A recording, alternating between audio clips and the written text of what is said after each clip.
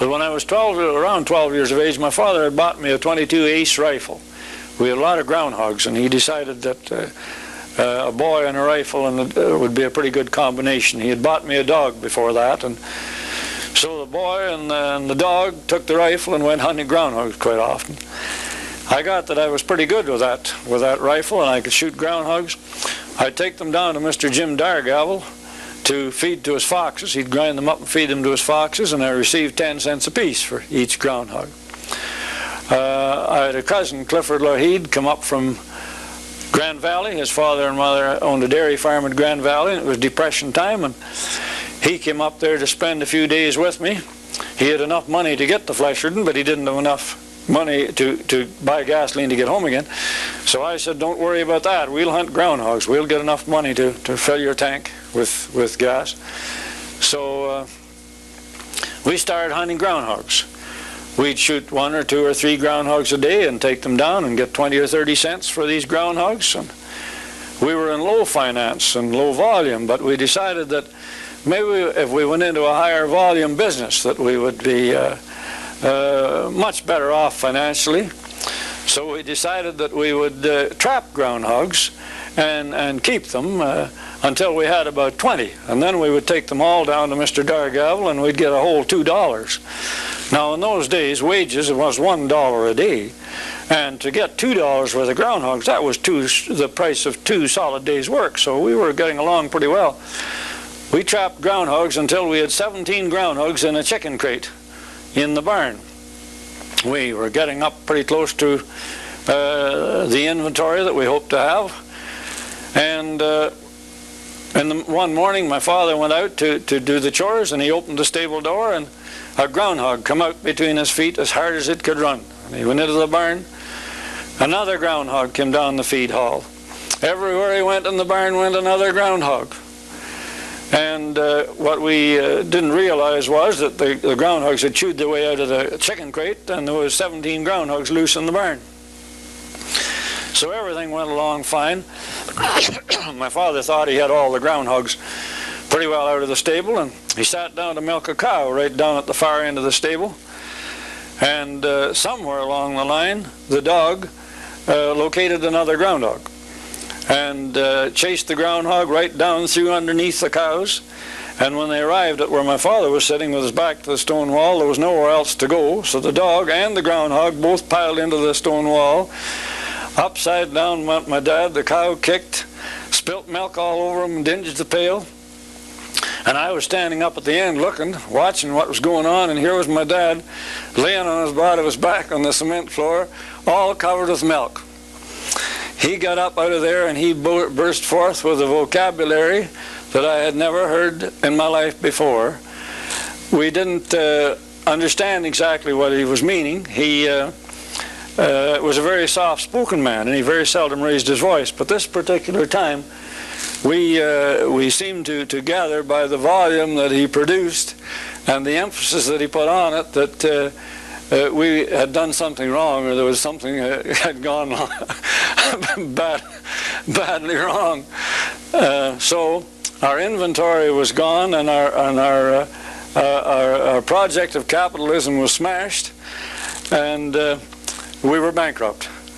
Our inventory was all gone, so we had to start at the bottom again and start hunting groundhogs 1, 2, 3.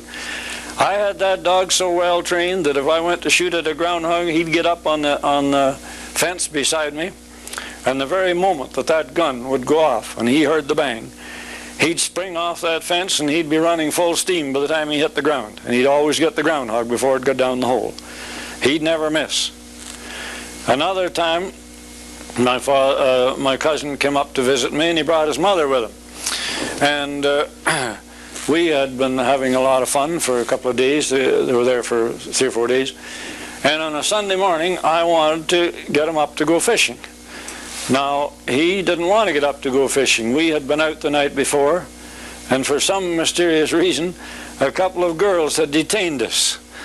And we didn't get home till, very late, probably 10 or 11 o'clock at night. So he was a bit tired, and he wouldn't get up in the morning. All he would do was to be grunt and groan. And I decided that that was not the right approach if you hope to catch fish early in the morning.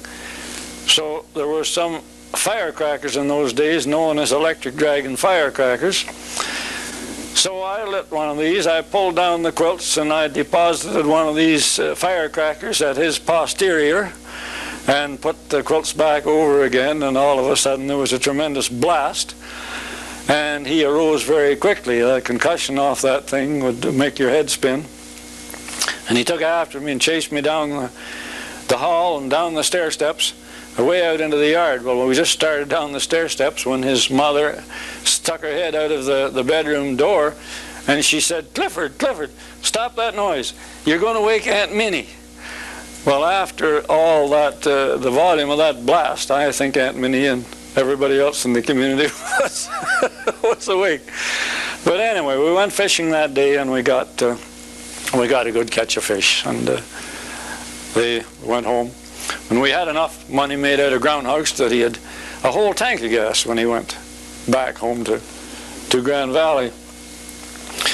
Somewhere about that time, a gentleman by the name of Mr. Charles Stafford approached my father, and he had a little colt to sell. His feed supply for animals was not too great in the wintertime, so my father bought this colt from him and brought it home.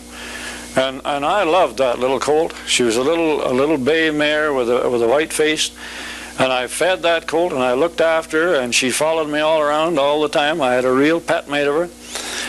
She never would be a very big horse at all. I trained her that I could ride on her back, and I used to enjoy trapping. After I quit high school and went back on the farm, I used to enjoy trapping. I'd trap mink and foxes and skunks in the fall of the year, and I could get $2 for a skunk pelt. And as I said before, $1 a day was big wages for a man, and I could at least make 2 or 3 out of trapping. So I trained this little mare I would take her trapping. I'd get on her back. It was a long walk sometimes to the end of my trap line, and I would take her trapping. There were a lot of fences in the community, so I laid down the top rail off many of the fences in the neighborhood, and I got her that she knew where all these low panels were. And I would get on her back and just lie down and put my arms around her neck, and she would start to run. And she could run like a deer, and she'd soar over that fence, never touch the rail, and away we'd go. If I got 2 skunks, I would put them in a bag, 1 in each end, and throw them over her neck and tie them around at the bottom and get on her back and head for home. And she would run like a deer. She would go up an old creek bottom there that we had. My father said when he was working in the fields, he could always tell when we were coming because the horses were looking, and she'd be coming as hard as she could run with me laying down flat on her back. But I had her so well trained at jumping that when we let her out on pasture, she wouldn't stay anywhere. She'd jump every fence in the community. So my father had to dispose of her. He sold her to Mr. John Thistlewaite in Flesherton. Now, he kept her in the barn all the time because he had her on the milk wagon delivering milk around Flesherton. And she worked as the milk horse in Flesherton for years. But I really loved that little mare. We just were almost inseparable, but she got so unruly we couldn't do anything with her. So we had to just dispose of her. In those days, there were a lot of transients on the highway. I remember there was a depot set up in Flesherton and Markdale, and people would be walking. There was no system of welfare. The roads were not, as I said before, plowed in the winter. They would get to Flesherton. They would sleep in Flesherton. They would beg food from some of the good-natured folks in the community. And believe me, the local citizens weren't well off either, but they were always willing to share a bit of food with the people going through. Some of the farmers would bring in some wood, and the passers-by, or transients as they were called, could split wood and put a fire on in the stove and sleep in the bed in the little building. The building in Flesherton was right where the museum is now. And some of those men would rather take a chance on walking on to Markdale rather than split the wood. They just thought that the accommodation should be a little better than that, so they wouldn't even stay in the village if they had to chop their own wood. Somewhere about that time, onto the scene came a particularly interesting girl. Her name was Jean Allison. I met her while playing at a dance someplace in the community, and she seemed to enthuse me so much that, you know, I don't think I slept too well that night, and this went on for quite some time. We got to be more than friends. We got going together steadily, and we were married on November the 25th, 1935. After we were married, we lived at my parental home for 3 years. We were married in Annesley United Church Parsonage in Markdale by Reverend H.S. Warren. Jean's bridesmaids was her sister, Ruby Allison. My groomsman was a friend of mine by the name of Harry Thompson from Montreal. And Jeannie and I have been together for a long time. We celebrated our 50th wedding anniversary in 1985, and on the 25th of November, which is only a matter of a couple of months away, we will be married 55 years. We were married just about 3 years when our first baby was born, Norma Jean. She was born on August the 8th, 1939. And on August the 14th, 1942, I gave birth to Sharon. And when Norma was 10 and Sharon was 7, we were blessed with our son Paul. And our family have been a real blessing to us. We have 5 grandchildren, plus 1 granddaughter by marriage. Our eldest grandson is married and living in Kentucky. He married a beautiful girl, Julie Harris, and they have 2 little boys, Harris and Alan. Harris will be 6, I think it is. I could be wrong. I think Harris will be 6 on the 15th, I'm wrong, 15th of October, and Alan will be 3 day after Christmas. So we have been richly blessed with these children. We have a granddaughter, Teresa, a beautiful girl. We love her very much. She is 16. She'll be 17 in February, and she's a beautiful girl, just a beautiful girl. We're very, very pleased to have our grandchildren. We're very happy with our children. They're all well educated. They all are in the teaching field or thereabouts. At the present time, Sharon is in Vancouver. She has her master's in library science, and Norma Jean works with the Halton Board of Education. She is, as I understand it, teaching teachers in special ed. She's a very responsible job. And Paul, our son, has his doctorate and teaches in Waterloo, the University of Waterloo. He's an assistant professor there. So we're very pleased with our children. There's none of them that come home asking us for money, that they're destitute. And we're very pleased with that situation. We're just very happy. I used to love trapping animals, and as I said before, I sold pelts, and that's how I made my spending money. And when Jean and I were married, we made quite a bit of our income from trapping. I remember one time my father had a pen of fat pigs. He had 7 pigs ready to ship, and I had a like number of mink pelts to sell. We marketed them about the same time, and when we got our checks, I had $3.65 more money than he had. Now he raised those pigs for 6 or 7 months, and I just trapped those mink along the river. And I thought to myself, now if there could be any way that I could raise these mink, I don't know anything about that business, but that sounds interesting. So in November of 1937, we went to Owen Sound one day to the market, and I bought a hound up there for $2, and I brought him home and I took him hunting.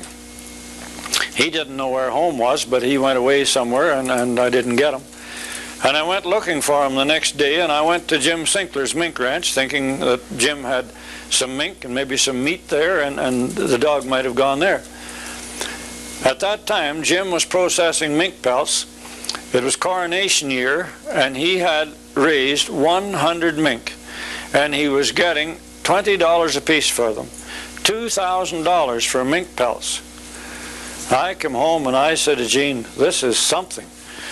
Jim Sinkler, out of raising $2,000 worth of mink, and just raised them on hunting groundhogs and rabbits and cullfish and things that he had got to feed them on. So I said, finally, I found out what I think I would like to do. So we started to investigate, and I went and I bought some mink. I couldn't buy any mink from Jim Sinkler because he had his all killed for their pelts. So I located mink at Mildmay from a man by the name of Arthur Jurgens. I bought 3 mink from him for $25 a piece, $75. Now we had all kinds of money because we had $150 stored up, and by the time I got those mink paid for and came home and bought wire and lumber and made boxes and so on, our cash supply was exhausted. But we were in the mink business. I kept those mink for the year until spring, and in the spring I raised, with the 2 females and the male, I raised 1 young mink. My father was not the least bit enthused about the mink business. He thought I should be long out of that business. It was ridiculous. And he thought that was a good time to get out, but I didn't think so.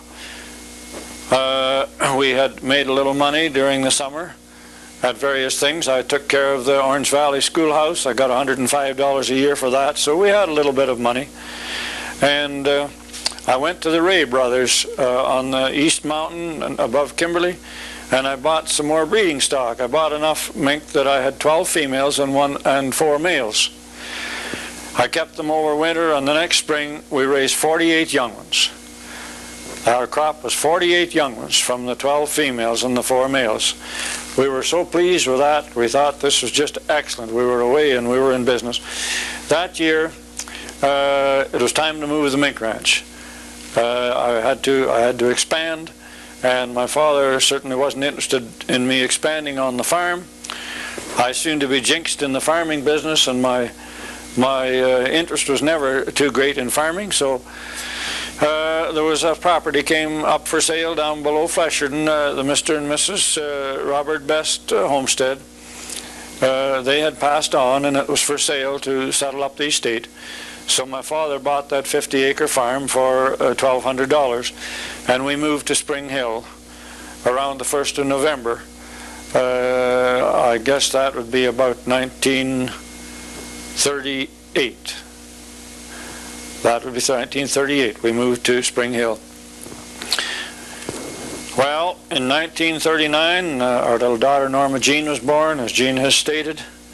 And in 1940, 3 years later, our other little daughter was born. I thought we had the whole world by the tail. We had everything going for us. We had 2 beautiful little children, and we were so comfortable. Then a few years after that, Paul was born, and everything was just going so beautiful. Just about that time, once again, I had another encounter with lightning. I had a lot of mink in the barn, and the lightning hit the barn and killed an awful lot of our mink.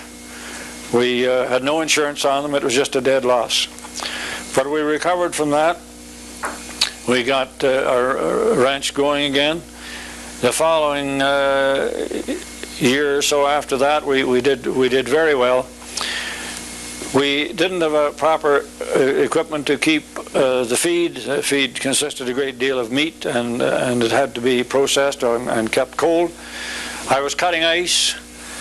We would put in hundreds and hundreds of heavy blocks of ice. I would cut it on the ponds with a big ice saw by hand and draw it with a team and sleigh and put it in the ice house and draw sawdust from rock mills to cover it with, and that was what kept our meat cold for the following summer.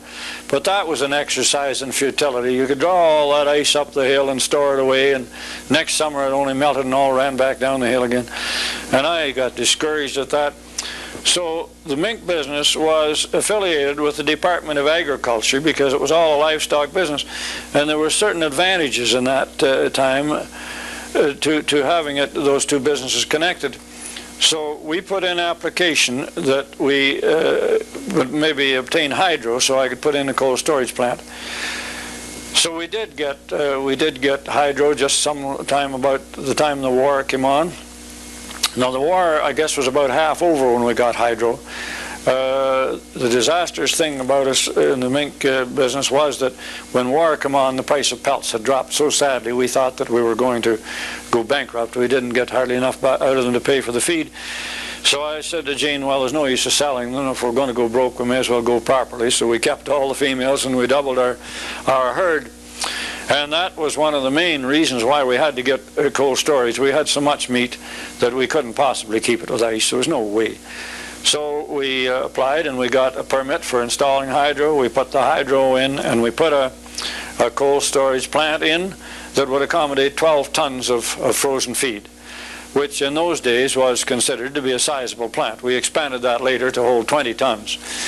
But we kept our meat there and we had no problems. We put in proper grinding equipment and everything.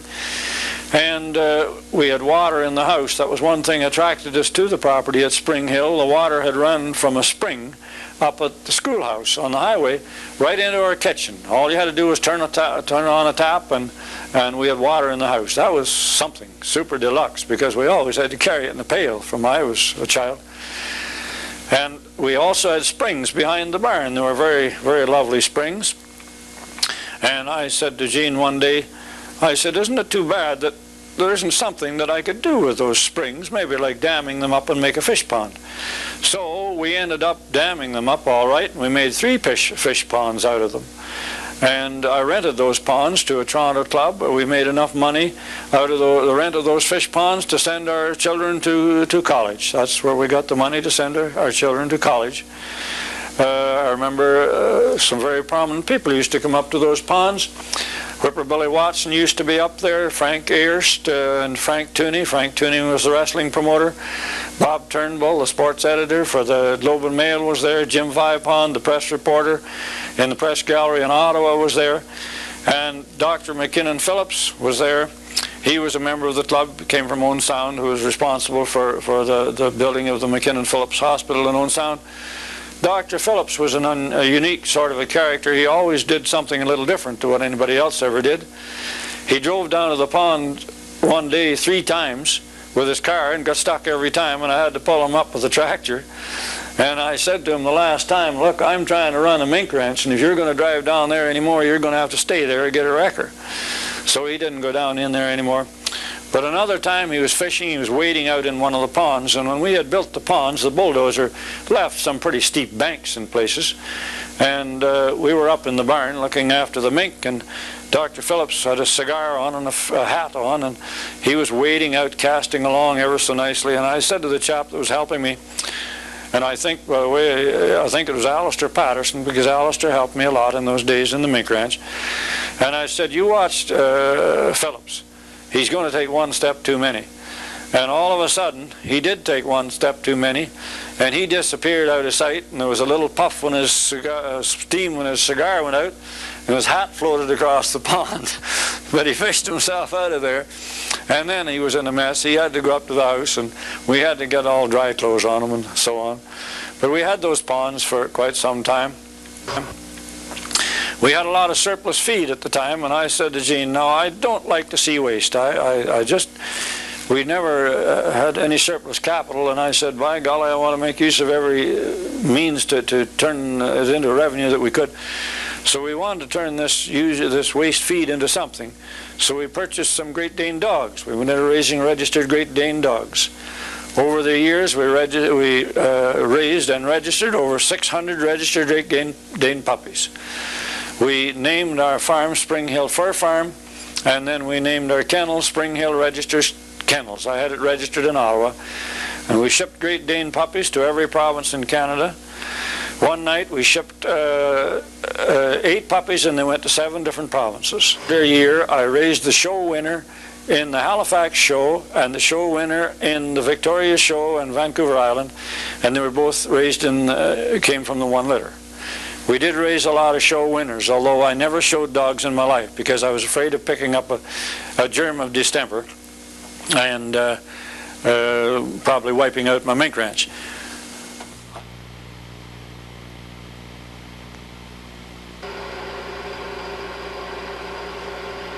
That's the picture of our farm. On the end of the barn is Spring Hill Fur Farm. Mink, foxes, and Great Danes. I made that sign and put it up there. And our Great Dane for sale sign on the lawn. The driveway is taken from over Mr. Akins' front field.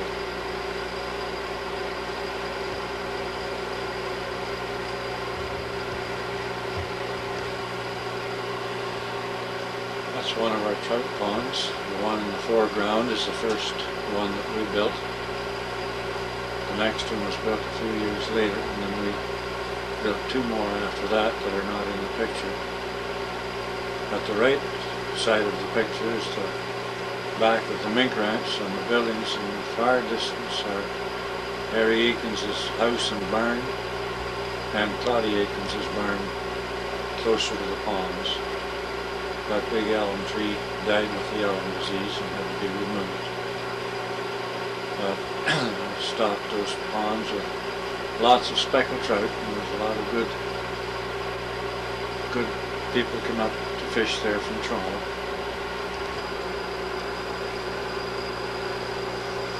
We raised over 600 registered Great Dane puppies on the farm. This is one particular litter. There are 8 puppies in that litter, and I fed them the regular ground mixed meat that I fed the mink on, and I always put it on a big board so that they didn't have reason to spill their dishes. They could eat it off the board. And that particular litter of puppies, I shipped 8 puppies in one night, and they went to 7 different provinces.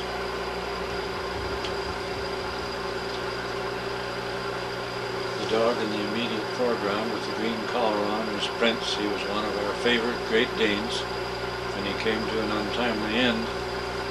The dogs were playing one day, and one of them ran into him, running at full speed, and upset him, and it must have damaged him inside, because the next morning we found him lying dead in the stable.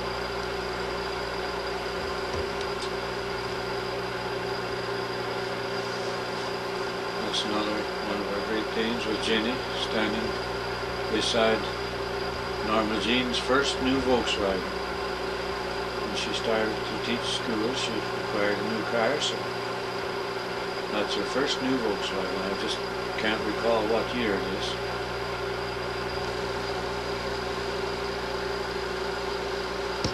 Those milk bottles looked rather attractive to that puppy. Cecil Thistlewaite used to deliver the milk by bottle, stop at the road and walk in with our milk, and he just happened to set it there, and the puppy was on the lawn, so he became interested in the bottles, and I went out and took his picture.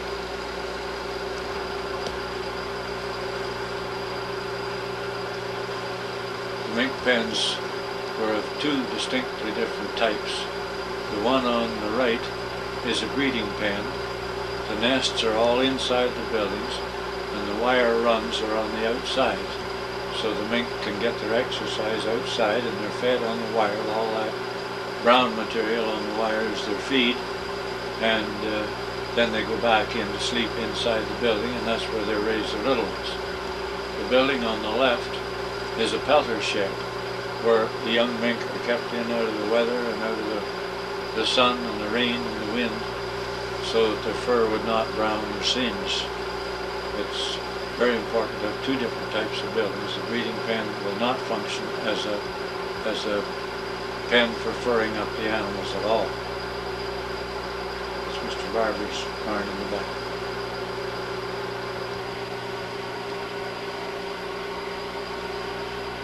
I had just fed the mink one cold day in the winter there, and the meat was freezing on the wire. You just put it on the wire and squeezed it down through.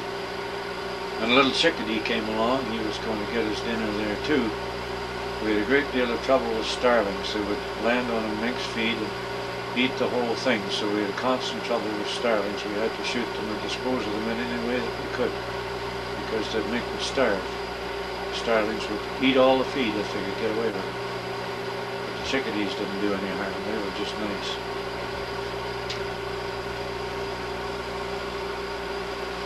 This is our home at 12 Hill Street, Flesherton. We built it in 1960. Jeannie likes flowers and she does a good job of growing them. We built it for our retirement and we've certainly made good use of it since we built it. We rented it for a little while and then moved into the village in 1967. Hope to remain in this home while we're able to stay in our own home.